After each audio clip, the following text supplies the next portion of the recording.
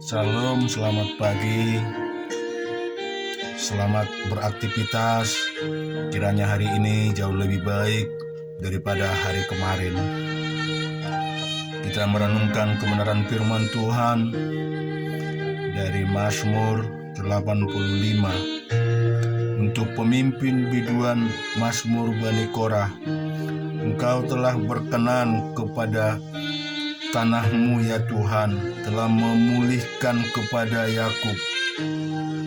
Engkau telah mengampuni kesalahan umatmu, telah menutupi segala dosa mereka. Engkau telah menyurutkan segala gemasmu, telah merendahkan murkamu yang menyala-nyala. Pulihkanlah kami ya Allah, menyelamatkan kami, dan tindaklah sakit hatimu kepada kami. Untuk selamanyakah engkau murka atas kami dan melanjutkan murkamu turun-temurun? Apakah engkau tidak mau menghidupkan kami kembali, sehingga umatmu bersukacita karena engkau?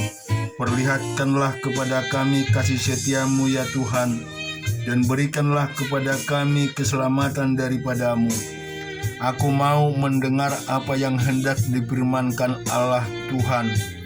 Bukankah Ia hendak berbicara tentang damai kepada umatnya dan kepada orang-orang yang dikasihinya, supaya jangan mereka kembali kepada kebodohan?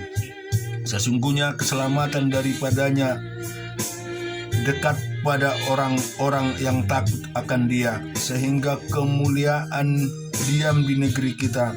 Kasih dan kesetiaan akan bertemu, keadilan dan damai sejahtera akan bercium-ciuman. Kesetiaan akan tumbuh dari bumi, dan keadilan akan menjenguk dari langit. Bahkan Tuhan akan memberikan kebaikan, dan negeri kita akan memberi hasilnya. Keadilan akan menjalankan di hadapannya, dan akan membuat jejak kakinya menjadi jalannya. Di dalam Lukas 16 ayat 19,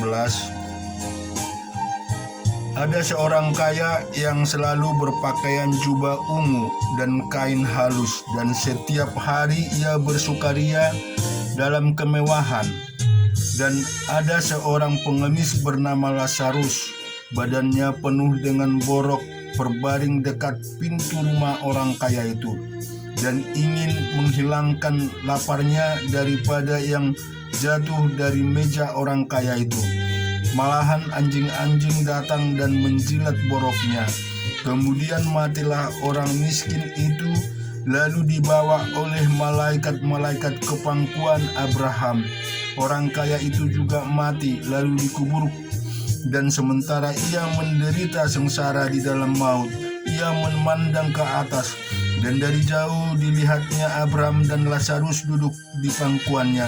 Lalu ia berseru katanya, Bapa Abraham, kasihanilah aku, suruhlah Lazarus supaya ia mencelupkan ujung jarinya ke dalam air dan menyejukkan lidahku, sebab aku sangat kesakitan dalam nyala api ini. Tetapi Abraham berkata, Anak, ingatlah bahwa engkau telah menerima segala yang baik sewaktu hidupmu, sedangkan Lazarus segala yang buruk. Sekarang ia mendapat hiburan dan engkau sangat menderita. Selain daripada itu, di antara kami dan engkau terbentang jurang yang tak terseberangi, supaya mereka yang mau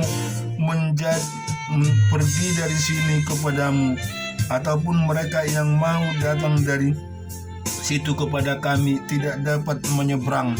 Kata orang itu, kalau demikian kami minta kepadamu Bapa, supaya engkau menyuruh dia ke rumah ayahku, sebab masih ada 5 orang saudaraku, supaya ia memperingati mereka dengan sungguh-sungguh, agar mereka jangan masuk kelak ke dalam tempat penderitaan ini. Tetapi kata Abraham, ada pada mereka kesaksian Musa dan para nabi. Baiklah mereka mendengarkan kesaksian itu.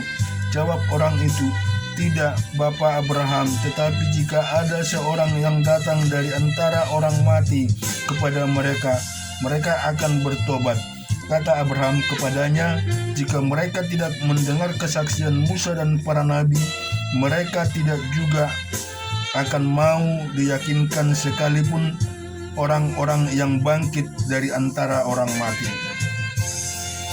Kita baca juga di dalam Ulangan 32 ayat yang pertama. "Pasanglah telingamu, hai langit, aku mau berbicara dan berbaik. Lah bumi mendengar ucapan mulutku. Mudah-mudahan pengajaranku menitik laksana hujan, perkataanku menetes laksana embun, laksana hujan renai ke atas tunas muda, dan laksana dirus hujan ke atas tumbuh-tumbuhan. Sebab nama Tuhan akan kuserukan.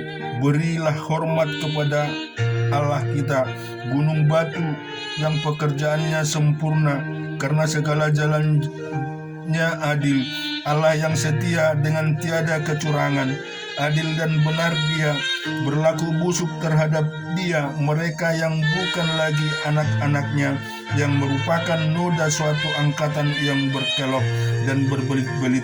Demikianlah engkau mengadakan pembalasan terhadap Tuhan, hai bangsa yang bebal, yang tidak bijaksana. Bukankah Ia Bapamu yang menciptakan engkau, yang menjadikan dan menegakkan engkau?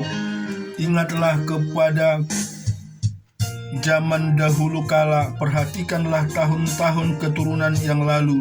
Tanyakanlah kepada ayahmu, maka ia memberitahukannya kepadamu. Kepada para tua-tua, maka mereka mengatakan kepadamu. Ketika Sang Maha Tinggi bagikan milik pusaka kepada bangsa-bangsa, ketika Ia memisah-misah anak-anak manusia, maka Ia menetapkan wilayah bangsa-bangsa menurut bilangan anak Israel. Tetapi bagian Tuhan ialah umat-Nya, Yakub ialah miliknya, ditetapkan baginya. Didapatinya dia di satu negeri, di padang gurun, di tengah-tengah ketandusan dan aumun padang belantara. Dikelilinginya dia dan diawasinya, dijaganya sebagai biji matanya.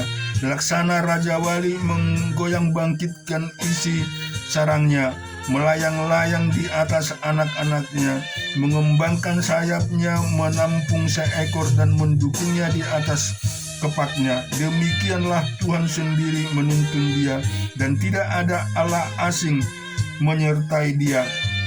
Dibuatnya dia berkendaraan mengatasi bukit-bukit di bumi, dan memakan hasil dari ladang. Dibuatnya dia mengisap madu dan bukit batu, dan minyak dari gunung batu yang keras. Dadih dari lembu, sapi dari susu, kambing domba dengan lembu anak-anak domba, dan domba-domba jantan dari Basan, dan kambing-kambing jantan dengan gandum yang terbaik, juga darah buah anggur yang berbuah minum. Lalu menjadi gemuklah Yesrun dan menendang ke belakang, bertambah gemuk engkau, gendut dan tambun. Dan ia meninggalkan Allah yang telah menjadikan dia. Ia memandang rendah gunung batu keselamatan. Lihat Amsal 20 16. Kita baca ayat 27. Roh manusia adalah pelita Tuhan yang menyelidiki seluruh lubuk hatinya. Kasih dan setia melindungi raja, dan dengan Ia menopang tahtanya. Hiasan orang muda ialah kekuatannya, dan keindahan orang tua ialah uban. Bilur-bilurnya berdarah membersihkan kejahatan, dan pukulan membersih lubuk hati. Biarlah kiranya kita selalu merenungkan kebenaran firman Tuhan. Kita mau lebih lagi merenungkan agar kelak kita juga bisa menerima segala kebesaran dan berkat itu, bisa duduk di sebelah tahta Allah Bapa seperti Lazarus yang telah bersama-sama di atas dan dia dipangkuan oleh Abraham. Tuhan memberkati. Amin.